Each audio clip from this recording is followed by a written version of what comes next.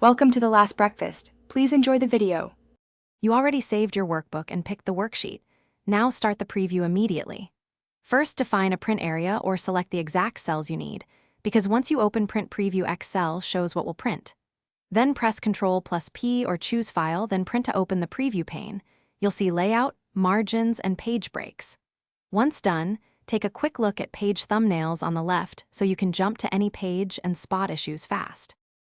In the preview, focus on layout and scaling so your data fits and reads properly. Choose orientation, landscape for wide tables, and use scaling like fit sheet on one page or set a % to control size. This prevents cut-off columns. Next, edit margins and add or change headers and footers so titles and page numbers print correctly. Finally, inspect page breaks and drag them if needed. Making these adjustments, now you're almost done. Pick the correct printer, set copies, and choose a print range or selected sheets to avoid printing everything. If you want a final check, export to PDF from the print dialog. PDF shows exactly what prints and is easy to share. Print when satisfied. If content is missing or misplaced, make sure rows or columns aren't hidden, confirm the print area, and reapply scaling. That single troubleshooting step fixes most preview versus print mismatches quickly.